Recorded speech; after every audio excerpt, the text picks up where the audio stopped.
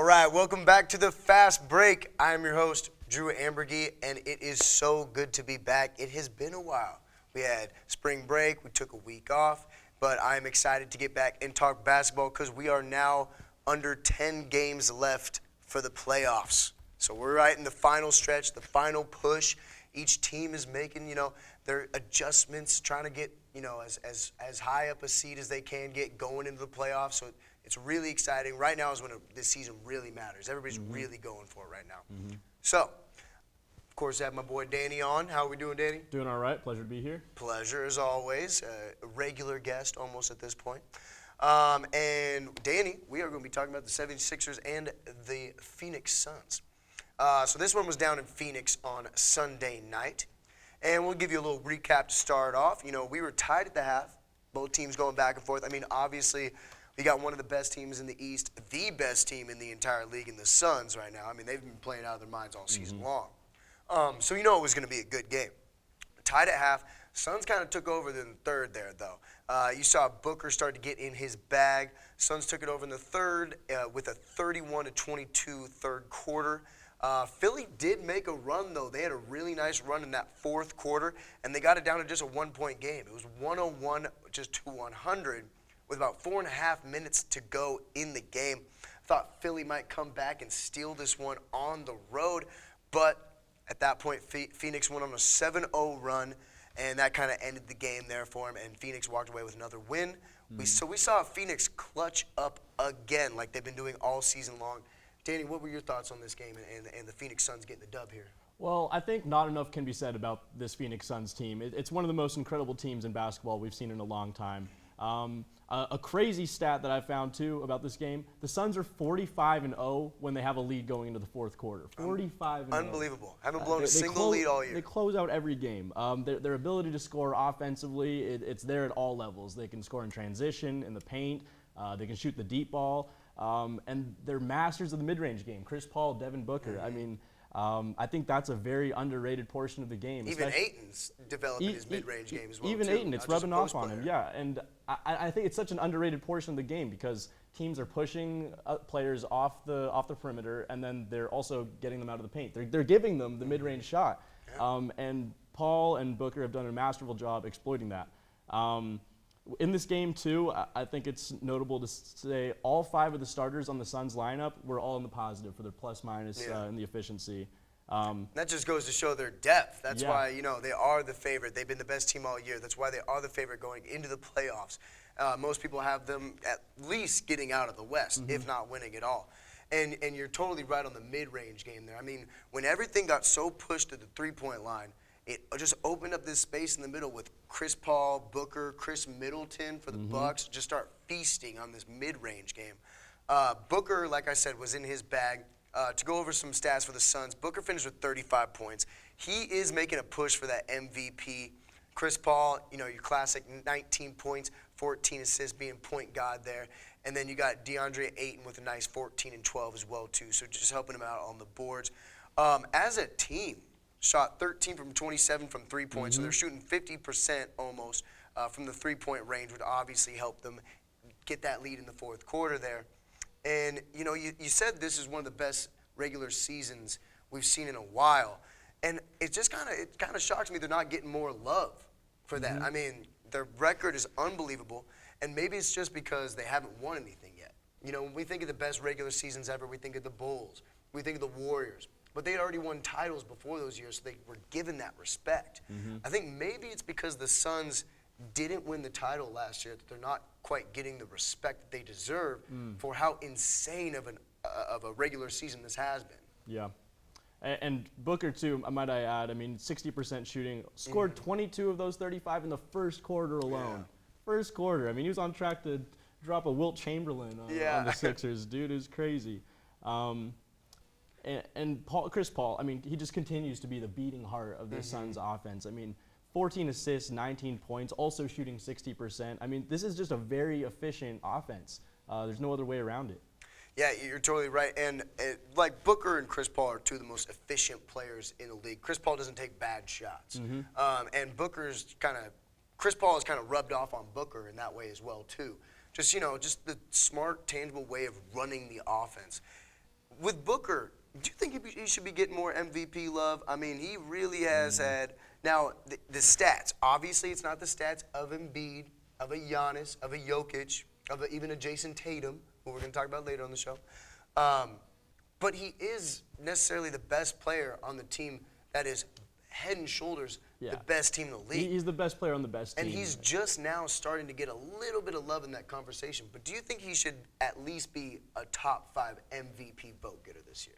I don't even know if I have him in the top 5, if I'm being honest. Okay. Because, I mean, if we look at the MVP race, you got Embiid at number 1. Jokic, to me, comes in at a hot second. And Giannis at number 3. And to me, any of those guys are very deserving of the MVP award this year. I think everybody can agree. It's those 3 and then everybody else. Yeah. But we're just trying to fill out a ticket here, you know what I mean? I get that. But, I mean, then you look at, Doncic, he's in the talks. Jason Tatum, as you mentioned, he's in the talks. I mean, the Bulls aren't playing as well as they'd like to be. But, I mean, DeRozan was right there for a while. He should still be in the MVP talk. So I really like what Booker's been doing. I mean, he's playing phenomenally. Dropped 35 this one, had I think a season high, like 39 or something. He's been going off. But he's been playing insane. But I think it just goes to show with how crazy John Morant too. Can't leave him out of the conversation. Of course. But I mean, I think that just goes to show though how dominant Embiid, Jokic, and Giannis have been, and how valuable they are to their teams. Because even someone like Booker, as well as he's been playing, Steph Curry, LeBron James, these are guys that are always in the top 5 running for MVP candidates, and they're not even in the discussion this year. Exactly. Embiid, I mean, he's been playing without Simmons. Let's rotate it to Embiid since he's obviously on the other side of this game. Now, in a losing effort, he still had 37 and 15. So, I mean, we can talk about Booker all we want, but he's going nuts. And then, of course, Maxey, nice 18 points, and then Harden only at 14, 7, and 9. But we'll get to that in a second. So you said you had Embiid as your number 1 right now in the MVP race? I have Embiid as the number 1 in the MVP race. To me, Embiid's the complete package for a big man. He can push the ball up the floor now with great proficiency. He's drastically improved his passing, and I mean he just continues to be the most dominant center in the league. I mean, you get the ball in the paint to Embiid, good things are going to happen. Can't stop him. He's going to get fouled or he's going to score. Yeah, it's one of the 2 options. But I mean, it's such a headache though for like comparing those 3 centers because I mean then you look at Jokic. I mean he's been playing without Murray, without MPJ. He's the best passer of the 3. I mean, what he's able to do, it's Magic Johnson-esque almost with the way he's able to move the rock. The most unique big man in NBA history. It's a tough one because if you look at like the advanced stats, it's all Jokic. If you look at necessarily the raw stats, it's all Embiid. If you look at necessarily the defensive and the offensive impact, it's Giannis. Like it's whatever. Like I honestly, it's so neck and neck. At this point, I don't have a problem with any 3 of them winning the MVP. I don't either. And the first team All-NBA voting is going to be a mess because Embiid and Jokic and Giannis all deserve to be on it. Now, Giannis, you can obviously just move to forward and you're fine. But with Jokic and Embiid, it's tough because they're centers. They're true centers. They're centers. And so it's either, a lot of the first team All-NBA voting, it's like, are you going to stray away from the typical, you got to have, a center, a forward, guards, that type of stuff? Or are you just going to put the best 5 players in the NBA this year? Typically, we've seen it go by positions. That's why, when it was Wilt Chamberlain and Bill Russell, one of them was on a second team a lot instead of first team, even though they were the 2 best players in the NBA. It's kind of unfortunate, but that's just kind of how it's been in the league. So it's going to be tough for them. Embiid, his splits are 30 points, 11 boards, and 4 rebounds. 11 boards and 4 assists this year. He's got a career high in points per game and assists per game, and he leads the league in 30-point games. So just being absolutely dominant. I will add this. I think if Embiid does end up getting the scoring title, then he's a shoo-in for the MVP. I think that's like really the only the last little difference maker between the 3 of them. I agree. But I mean, other than that, again, Jokic reigning MVP. Wouldn't be sad to see him or mad to see him win back-to-back. Giannis carries the Bucks defense, deserves it as always, and I mean, I almost want to go. You can go around in circles with these guys for so long. And swear to God, it goes game by game. I change my mind. And honestly, I kind of want to see Embiid win it because Jokic already has one, and Giannis already has 2.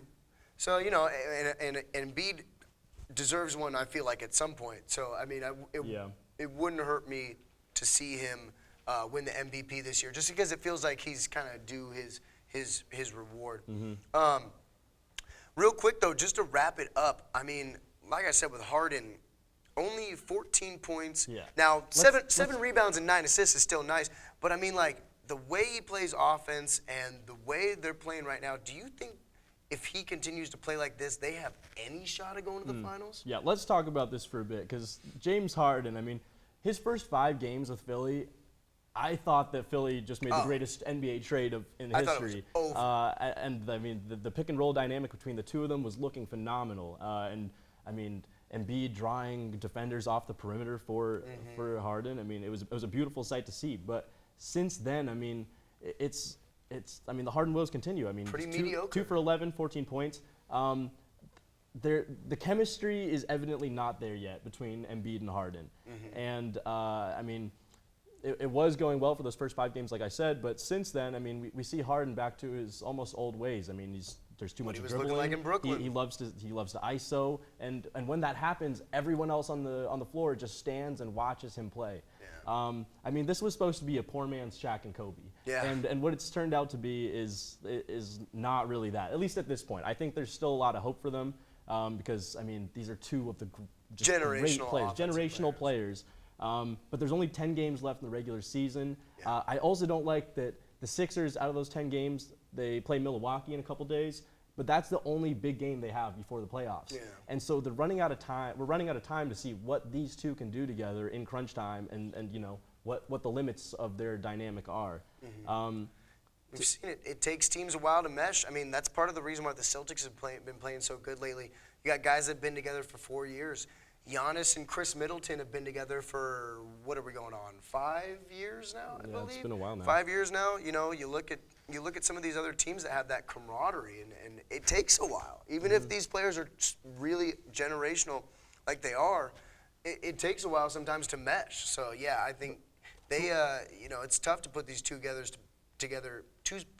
together at the trade deadline and expect it to just work out. It was so soon. But the thing with Harden, though, is he continues to show just a lack of championship mentality. I mean, you talk about guys like Jordan, Kobe, LeBron. I mean, they've got this killer instinct. They want the ball. They want those big moments. They want to win. And Harden just continues to have an inability to show up in big games. He loves to go off for 40-plus points against sub-500 teams. But, I mean, to me, when it comes down to it, he doesn't care. He would rather just, he wants to hoop. He wants to have fun. I mean, he wants to go out and party. I mean, drops buckets when it's not that serious. Yeah, but he posed like videos of him partying after he passed Reggie Miller for threes, which was, I mean, they got blown out. They didn't win. It was like a 20-point game or something. Yeah. And he's posting the video online. And I mean, to me, it's nothing wrong with partying. Nothing wrong. I mean, after a win, after a loss, of course. James Harden, he frequents those clubs. It's indicative of his mentality that all he cares about is just getting his. I mean, he doesn't care about what everyone else around him is doing. He just cares about him. I mean, to me, it shows he's a star player, but he's in decline. He's fading off into the sunset. He can still bring it together for a game here and there, but yeah, I do agree that. For overall, he's lost at least a half a step. He's just not the same Harden we saw in Houston. And I mean, obviously, guys are going to fall off. He's been in the league like a little while now, but still, it is kind of discouraging to see. And honestly, sometimes when you party like that, you start losing a step a little bit sooner than some of the other all-time greats. Yeah, you know what I mean? LeBron.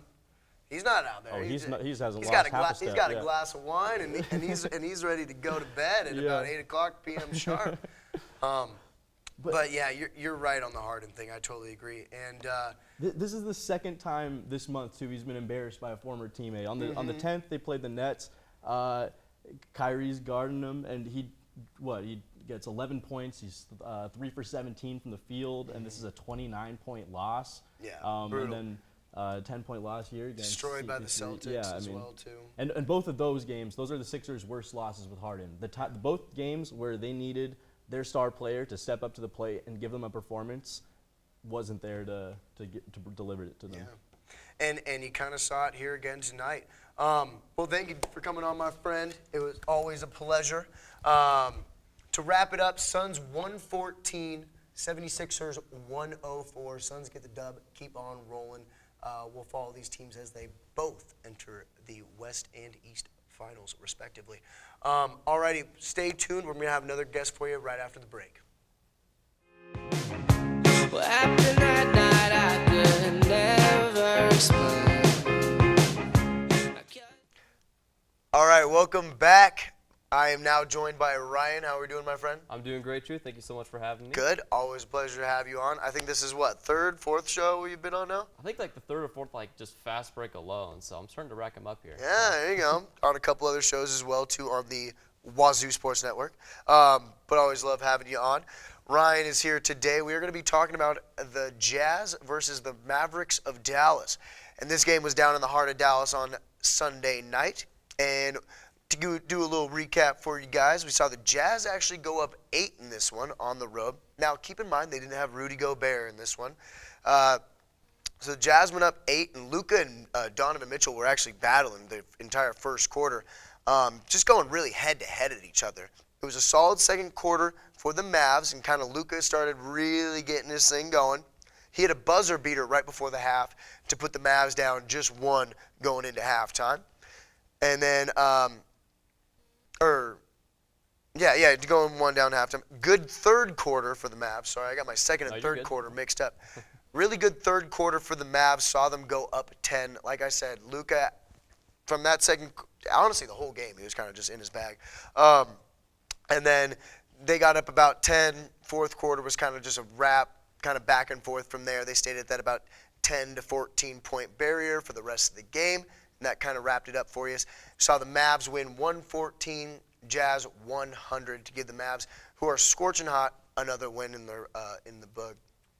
So for the Jazz, Rudy Gay led the way with 18 points. Jordan Clarkson, Jim Rat with a nice 14 points. Conley, another 14 points as well, too. And Donovan Mitchell, like I said, after that hot first quarter, he ended up only scoring 12 points in the entire game. So, tough one for him there. They didn't have Rudy Gobert. And now with this loss, the Jazz see themselves actually 1 game back of the Mavs. And they've only been 4-6 in their last 10. So as we know, the Jazz got all those injuries. They actually, when they got everybody back, went on a really nice stretch. And now they have only gone 4-6 in their last 10. So kind of regressing right before the playoffs start, which is not exactly what you want to be seeing. What did you think about the Jazz in this contest? The Jazz, well, I think the thing for them is this really was not that bad of a loss for the Jazz. And here's why. 6 Jazz players, as you noted, Drew, were in double figures last night. You had Pascal with 10, Conley had 14, Mitchell with 12, Gay with 18, Clarkson 14, and Forrest popped off for 10. So, with the way that goes, when you're without Rudy Gobert, because, first of all, let me go over some injuries that they didn't have. They didn't have Udoka Azubuike out for the season. Season-ending surgery coming up. Bojan Bogdanovic out with a calf injury. Hassan Whiteside. He's a solid player for them as well, too, of course. Absolutely. Out with a foot injury. And, of course, as you mentioned, Rudy Gobert, arguably the best big man that they have out there. He's currently out with a leg injury right now. Hopefully he'll be back for the Jazz not before long, especially going into the playoffs here. But the thing is, despite having no big man presence inside, they were still able to share the wealth with the guards as well as they did, getting 6 players into double figures coming off the bench as well. So when you have that depth going on there, and the fact that you're able to still hit 100 points against a very good Mavericks team, that's pretty impressive. Defensively, the Mavs have been the second best team in the league for the second half of the season. I don't know what Jason Kidd did defensively. I think they just got the switching down, but they've been awesome defensively in the second half. To your point, and it's kind of almost in a way maybe the Jazz didn't necessarily need Rudy Gobert as much as it sounds weird for a guy that's won, multiple Defensive Player of the Year awards. But the Mavs kind of play a small ball type lineup, which really messes up a team like the Jazz in the playoffs. That's why we've seen these early Jazz exits from the playoffs, as teams will go small against them and kind of run them off the floor. So with the Jazz basically kind of having to go small without Gobert, I wonder if it was almost necessarily like an advantage to them to not have him on the court. Now, I hate when people say that, like maybe they're better without him. Like, no, you're not better without it, like a multiple Defensive Player of the Year award winner. But I think if there was a team to have Rudy Gobert out for, even though the Mavs are obviously playing really well and super hot and a good team, they match up better with them than they would necessarily a big dominant team like Cleveland or something like that. To your point. Now let's go with the Mavs here. Luka, obviously shooting up the MVP ladder. So a lot of people do have him locked in like that 4th or 5th spot right there, obviously behind the 3 bigs of Embiid, Giannis, and Embiid, Giannis, and Jokic. Jeez. Sorry, long day today. And Luka, so 32 points, 10 rebounds, 5 assists. Jalen Brunson dropped in 22 points and 10 rebounds, so a really good game for him. He's been playing awesome the second half of the season. And then Reggie Bullock with a nice 23 points as well, too. So he's given them a nice spark. What did you think about the Mavs in this contest? And obviously, the way they've been playing, just kind of shooting up the standings. What are your thoughts on kind of on the Mavs after this one? Just great basketball over on this one. I think just a perfect performance from them last night, just exemplifying why teams win games. When you have a couple of superstar players like Luka Doncic, I mean, the sensational Slovenian Swiss Army knife, as I like to call him last night. That's good. He went 11 for 21 from the field. He went 4 for 7 from beyond the arc, which assisted in his 32-point performance, which he got a double-double out of that too with the 10 rebounds that he picked up. And here's what's amazing about, I think, Doncic this season. This guy is basically pulling a Russell Westbrook because he's almost averaging a triple-double this season. He's got 27.8 points per game, 9.1 rebounds, and 8.5 assists per game. So for all intents and purposes, he's basically averaging a triple-double, if we're being honest here. So that's pretty impressive to see alone, to kind of compare Doncic to the greatness of Westbrook in that regard as well, which I think is really cool. So I think here, the kicker, though, for the Mavericks in this one, I think the reason why they did so well is they shot 50% from beyond the arc last night. They were 17 for 34 from beyond the arc. And Reggie Bullock had 21 of his 23 points from beyond the arc. He went 7 for 11 from three-point range. And that's just when you're doing stuff like that. We got role players shooting like that, When you're gonna get exactly what you're looking for. You talk about Brunson, 22 points, 10 rebounds, another double-double. And when you have multiple players with those double-doubles, that obviously helps as well. And so I think the one thing, though, I would say about the Mavericks, though, as good as that was for them, they need a little bit more help, though, from the big guys. They need to continue to remember, I think, to balance the attack, maybe a little bit more from Dwight Powell. I know we had 6 last night, but he didn't feel like he was that big of a factor down low. And, of course, Boban Marjanovic, he's, when he comes back, hopefully he'll get better soon for the Mavs. Keeping those guys inside just to kind of keep the defense honest. It's the same thing, I think, with the Jazz. No Gobert, no big guys at all, really, to work with, which partly made the performance last night from the Jazz as impressive as it was. But, I think with both of these teams, when we look at them, they have to have that presence inside, even if they're not a dominant role as a big man, just with how versatile the big man position has gotten over the past couple of years, with how the NBA has evolved, with big guys now shooting more threes and whatnot. But that way they can at least kind of make the defense think a little bit more, and if they can do that, then the guards, I think, the guards and the forwards can really maximize what they can do from beyond the arc and the mid-range or whatever kind of game they prefer to, whatever kind of game plan they prefer to implement in that regard. So, I completely agree with what you're saying there, and that kind of has been the one thing that has really held the Mavericks back from being necessarily considered like a real title contender. I mean, if they had a stretch big on this team with Luka and Brunson and if their new additions in Dinwiddie and Bertans can continue to play well like they have, I mean, that would put them on a different level.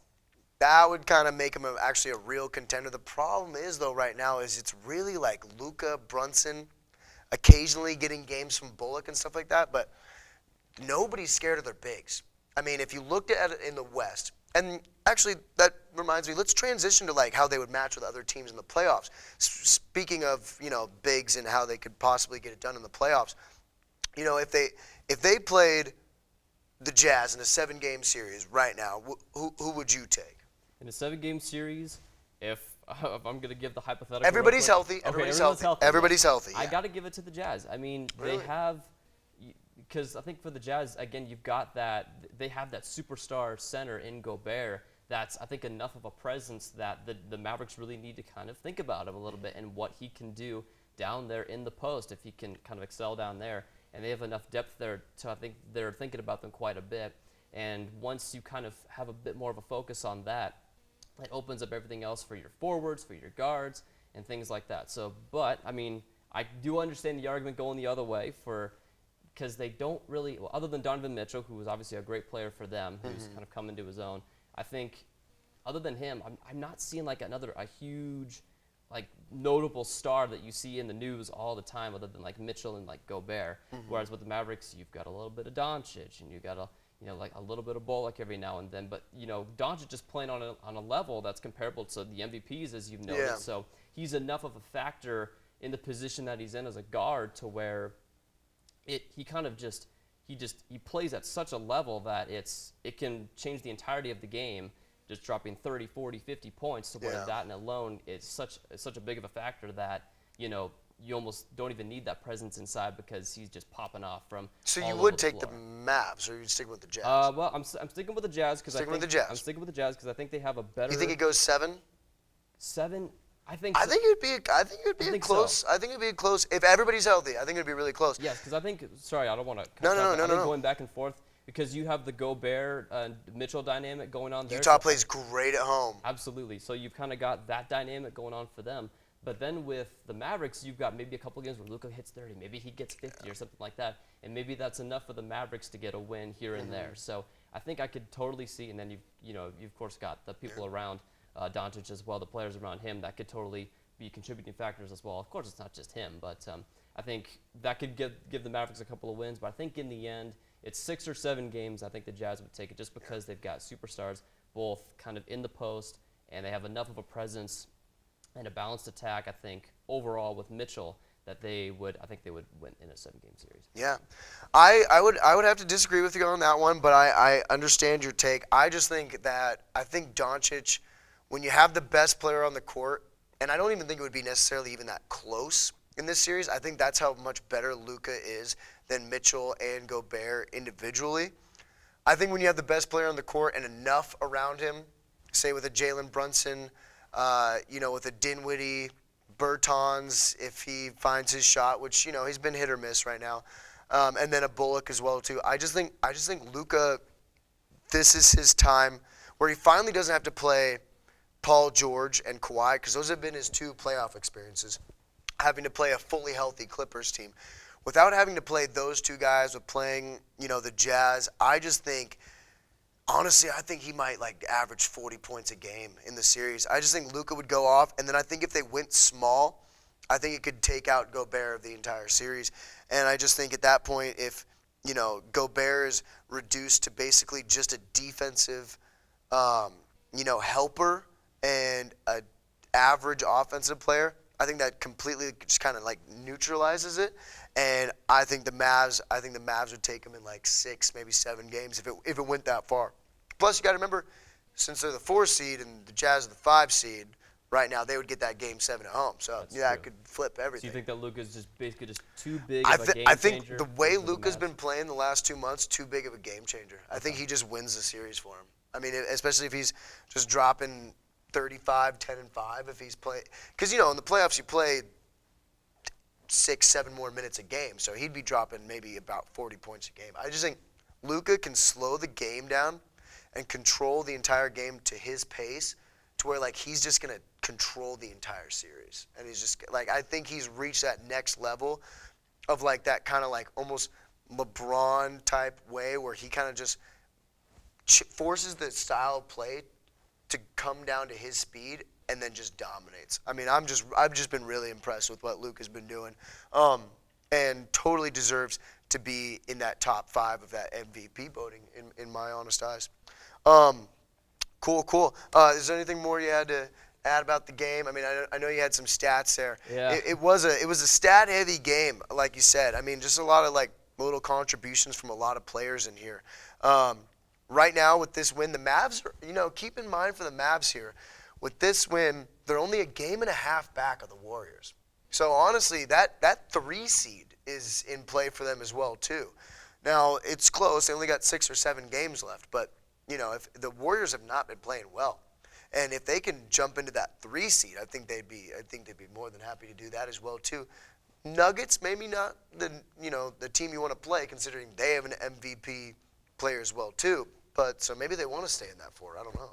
But if you get past this 4-5 matchup, you got to go play the Suns. And I don't think anybody wants to do that. So I think they would much rather get up to that 3 seed. Because I think either of these teams, and I don't know if you agree with me on this one, I think either of these teams get out of the first round, they both lose to the Suns in like 5. So you say they both get through the first round, but they lose in the second? No, if either one won that first round matchup, they would both lose to the Suns in that round either 2 way, matchup. Yeah. I would concur with that. I think you got to remember, guys, the Phoenix Suns are playing on a whole another level right now. I still firmly believe, I've said this before, I still believe that they have a fire that's been lit underneath them with the fact how CP3 didn't get a title. I believe I forgot it was the Bucks they played in the finals. So, but they didn't get the job done, and so now they've just been, they're honestly they're better than they were last year. Like the pieces they added, they did a little bit at the trade deadline.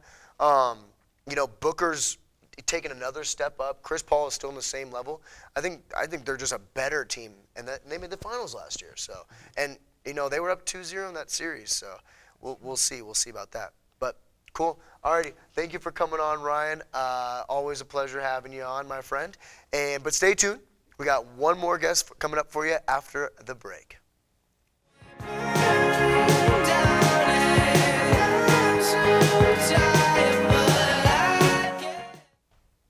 All right, welcome back. My final guest of the show is someone you have not seen for a very long time, unless you watch some of our other Wazoo Sports Network shows, which you should be watching. I'm joined by my friend Trevor Junt here. How are we doing today, Trevor? Pretty good. How about you? I'm doing fantastic. It's a good day. It's a good day to record the Fast Break. The NBA is getting close to the playoffs. Get that excited feeling, seeing how teams are matching up. As a Celtics fan, which is the game we're going to be talking about today, it has been a good couple of months. So we're going to be talking about the game from Sunday night. It was the Celtics versus the T-Wolves, 2 of the hottest teams in the league. The T-Wolves had been 9-1 coming into the game. Maybe they had dropped another 1, 8-2, something like that. Celtics 9-1 in their last 10 going into this game. I mean, they've been on a hot streak for 2 months, so I figured it would be a good one. And boy, was I wrong. After the end of the first quarter, it was only 34-30. As you can notice, it's a pretty high score in first quarter. Celtics have been shooting the crap out of the ball the last couple of weeks. But the second quarter, the T-Wolves playing well, so they were hanging in there for a second. But the second quarter, it kind of got blown open. 38-19 second quarter to give the Celtics a 25-point lead. And then that was basically game. Celtics kind of just held it at that 20 to 25-point margin. At one point, getting up to 28. And that was kind of it. By the end of the game, it was 134 to 112, Celtics over the Timberwolves. Tatum finished with another great performance, 34 points, 5 assists, 6 rebounds, or might be having the rebounds and assists backwards. Jaylen Brown, another 31 points.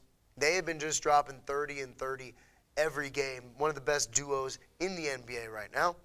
Robert Williams gave us a nice 13 points and 10 rebounds as well, but obviously doing it on the defensive side of the ball, just, defensive player of the year candidate. I'm hoping he wins it, but, with that injury he suffered, we'll see if he's able to keep his name in the running for that. There is only like 6 games left, so hopefully we'll see. As for the T-Wolves, Anthony Edwards, another good game for the young man, 24 points. Towns gave 19, but the story of this game really was D'Angelo Russell getting shut down and only scoring 4 points the entire game. So that was a tough one for them.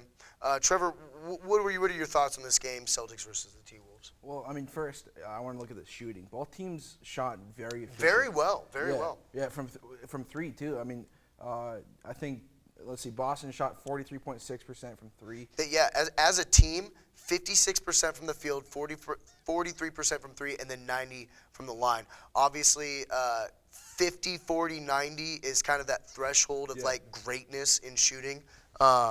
So, yeah, that kind of – if you can be above that 50, 40, 90 club as a team, that is unbelievable. That's like the elite level. Like Yeah. Kyrie did it last year. and Kyrie did it last year. We've seen KD do it, I think, Chris once Middleton or as twice. well. Larry Bird Yeah. did it a couple of years. Michael Jordan did it a couple of times. Like, it's an elite category. Yeah, it is. Yeah. And not even that, but from the charity stripe, they had 19. They were 19 for 21, like you said, 90%. And Minnesota only shot 12 free throws, so that was a big difference. And another thing that I noticed, we talked about the 30s and 30. I mean, these guys are going off.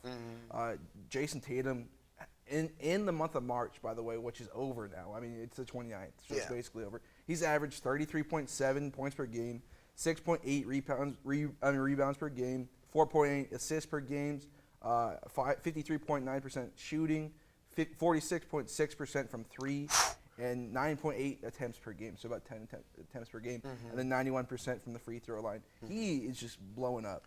He's Not just had him, one of the but the best Celtics. months I've ever watched a player have. Yeah, seriously. And the crazy thing is, like the overall shooting numbers obviously improved greatly, but those 3-point percentages, because I mean in the months of December and January, he was having consistently like 2 for 11, 1 for 9 games from three, and he's normally a good 3-point shooter. So he was really struggling earlier this year.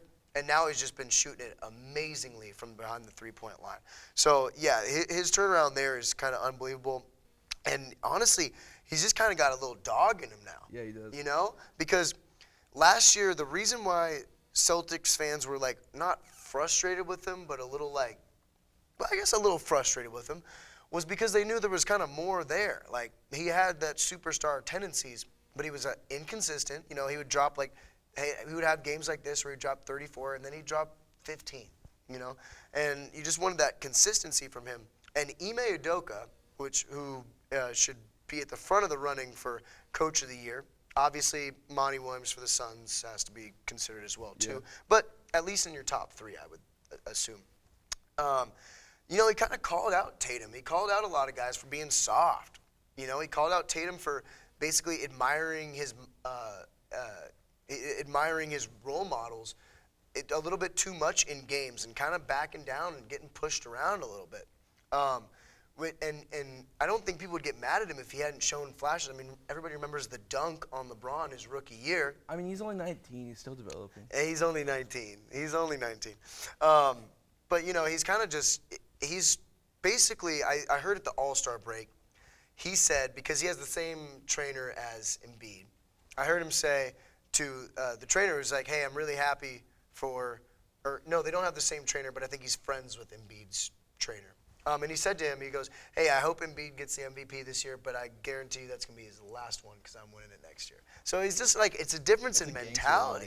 Line, dude. Number 1 in the East, as of this game, the East is so close that they dropped a game last night against Toronto and dropped down to 4th, which is hilarious. Yeah. But everybody's within 1 game. Obviously, there's going to be more games today. We're recording this on Tuesday. Right? Miami, Milwaukee, it's those 4 teams, and then it drops down 3.5 games. So, okay. yeah, it's basically those 4 teams: Milwaukee, the Heat, the Celtics, and the other team, the Sixers. Thank you, my friend. Those teams, and, I mean, who knows how they're going to match up at the end of the year. I'm not even going to try to assume. But I do know the Celtics are red hot, and I maybe see them dropping 1 more game at most. But we'll see. So they were in 11th place in the East on January 7th. My goodness. What a turnaround. 18 They were not in the play-in tournament. Yeah. Yeah, they weren't even in the play-in tournament in almost halfway through January, and now they are number 1-ish seed in the East. So it's honestly just been an amazing turnaround. The defense has been unbelievable. You can't speak enough about Robert Williams, who is in the running for Defensive Player of the Year. I mean, his advanced numbers on defense have been unbelievable. His blocks are second to only Jaren Jackson Jr., who also has a very good claim to Defensive Player of the Year. Robert Williams is also first in the league among 169 players who defended 500-plus shots as the closest defender.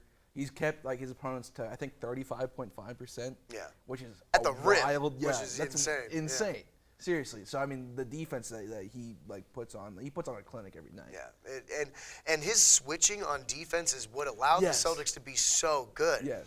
Because, when our big was Al Horford, he couldn't go from defending the corner three to being at the rim in a second.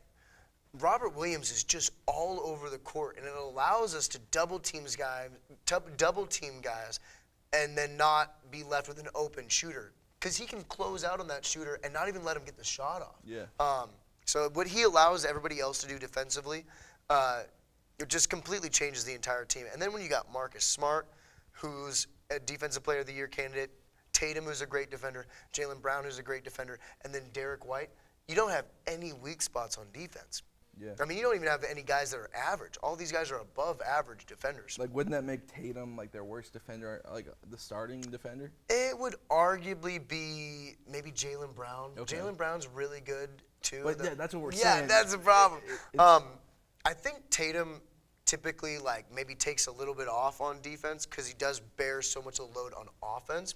So it kind of looks like sometimes he is not as good as a defender as maybe Jaylen Brown. But when he turns it on, he locks guys down. And that typically happens more towards the end of the game. But okay, let's get into some storylines here. So Robert Williams got hurt.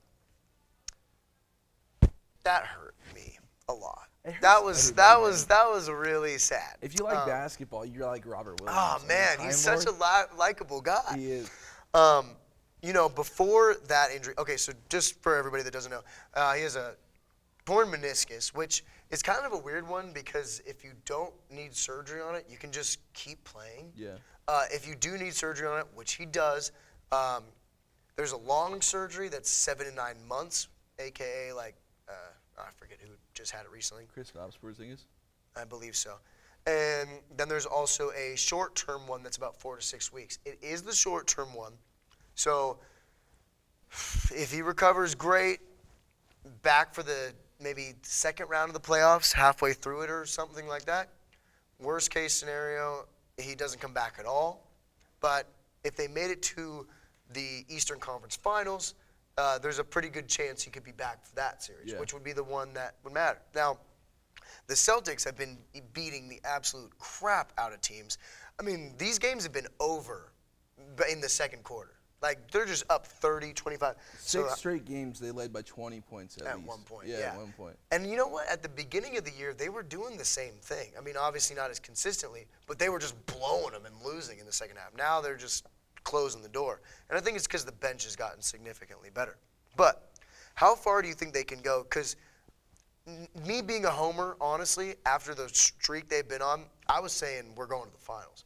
Now with this, if Robert Williams isn't there, we can win the first round. Second round depends who we match up with. Yeah. But I still think we would be able to do it, especially if Tatum continues to play at this level. But if we had to match up with the Bucks in the Eastern Conference Finals, I don't know if we could do it without the versatility of Robert Williams. What are your thoughts? Yeah, I don't know. The Celtics are going on a heater right now, so I had them going far too. Yeah. But I think the first round, yes, he'll get past. But without Robert Williams, if they don't have him in the second round, that could be an exit right there. Yes, they're a good enough team. They're first in point differential, first in defense, third in offense. But not only is Robert Williams important to their defense, but he's important to their offense as well. A lot of lobs. A lot of lobs. Keeps a lot of players honest. Yes, he does. And I think that's important. And obviously the defense is the most important thing to the Celtics right now. So I don't know. The second round is where I see them kind of deterring, where it could be iffy. But I definitely could see them going to the Eastern Conference Finals. And if they make it there, then I hope Williams could make it back. Yeah. Because I think, him matched up on Giannis would be such that would be so fun. Well, actually, typically they put Horford on more of the Giannis, those type of guys. And then they have Williams come over and help defense because the guys will spin off of him and then Rob will just come over and swat it. Now, obviously that changes with switches and everything, but they typically like to put Al on them if they're hanging out That's a little. interesting to me. If they're hanging out a little bit farther from the basket, they'll put Al on them out there because Giannis will kind of hang around the mid range, near the 3-point line sometimes. So they'll put Al on him for that. when they drive in is when Rob. So it's kind of both, Yeah. honestly. But and that's why this injury is not necessarily as bad for the Celtics as it would be for a lot of teams, because we did go pick up Tice at the trade deadline. Oh, true. And we do still have Horford. And both those guys fit in the scheme really well.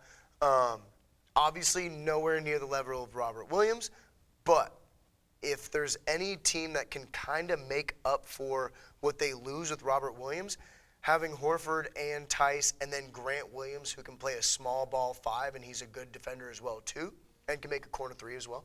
The Celtics are necessarily they're one of the teams better adapted to have a loss like this.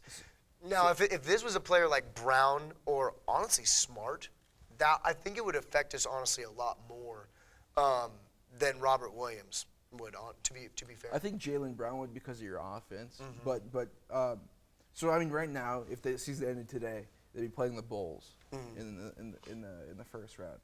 I mean, thinking about that's a tough matchup.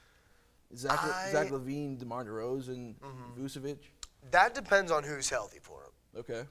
As they're constructed right now, I think the Celtics would win that in 5. I really do. I think 5. the Bulls. They're on a The slope Bulls have right been now. playing really bad basketball since the All-Star break. They were kind of hanging on to a great record they had going in there, but they just have not been playing good basketball. Now, DeMar DeRozan looked like Michael Jordan for the first. I know, and he started to cool off a little bit. Just really, honestly, I just think the Celtics match up really well against them. They got so many wing defenders to throw at them. Now, if we did have Robert Williams, he would feast in that series. Yeah, he would. Without him, yeah, I suppose you're right. We probably do win in 6. It probably is a little bit closer. But I wouldn't be too worried about Chicago, to be fair, especially if no Lonzo or Patrick Williams. If they're not back by then I'm just not, and especially if they're not like super healthy by then, if they're not like 100% by then, which I don't think they would be at this point. I forgot about the Lonzo thing too. So that hurts, Yeah. and honestly, it has been since he went out that it kind of changed everything. He opens up the whole offense with his pass. Yeah, he does. Now, if he's back and he gets maybe 2-3 games before, I don't know what his timetable is. I think it's soon-ish. If his timetable is he gets back before that series, that does change things a lot. But I would not be worried about the Bulls. Now, the problem is that if we do finish. Sorry, I keep saying we, but if the Celtics do finish in that 4, I just love the Celtics. If they do finish in that 4 seed, then we got to go play the number 1 seed. If that ends up being, now the Heat have had some issues as well too recently, so we'll see about that one. There might be a little Heat culture issue going on. But if that ends up being the Bucks round 2 and we don't have Robert Williams, then that's probably it for the Celtics in the second round. What about the Sixers? The Sixers, I'm not that worried about them. Really? And it's because teams that can play fast against them have dominated them. And it's the teams that really either don't have the talent or don't have the, players to play fast. They can't do it. Jason Tatum, after we smacked him by 30, said that we just know that they play too slow for us and they can't hang with us. And that's a bold thing to say about another team when you know you might have to play them in the playoffs. Now, this is what I'll say about the Sixers, though. I think Embiid, without Robert Williams, Embiid will bully Daniel Tice, that's true. who's 6'9", right? That's true. Al Horford, that man's 48 years old, and he's slow. So I think Embiid could bully him. For some reason, though, Horford has matched up really well With Embiid? against Embiid in the past. That's honestly why the Celtics have dominated them in the playoffs the last 2 times they've matched up. It's because Horford has played really well against him. Now, keep in mind, Embiid's at a different level. Yeah, he is. And Horford's another year older. So things could change in a heartbeat, especially, with the age in the NBA. So that's why that is a good point. But yeah, without Robert Williams, this does kind of change the look of kind of each team going into the playoffs here. And I thought Thibault could help shut down Tatum, and then James Harden is just James Harden. He's so unpredictable in the playoffs. So unpredictable. He's either going to give you 38 and be cooking, or he's going to do what he did on Sunday night and drop in a big game against the Suns, drop 14 points and be just kind of an afterthought. Yeah, it's odd. And I know when they played the Nets, Harden was MIA. So, I mean, I'm not worried about the Sixers in the playoffs because, frankly, you got Harden, who has choked quite often in the playoffs. In the biggest moments, now he has had some really good stretches in the playoffs as well, too. Don't get me wrong. But has choked in the biggest moments at times. Embiid has not always been the best player in the playoffs. You know, sometimes when the game really just gets physical and you can get away with more in the playoffs, you know, with fouls and stuff like that, sometimes he's not getting all the calls he's getting in the playoffs. That's and, fair. you know, when you get 2 less calls a game, and that's 3 to 4 less points, sometimes that means the difference in the game. And then, of course, Doc Rivers, who historically, besides for the Celtics, has choked every year he's been in the playoffs. So you just got to keep that in mind.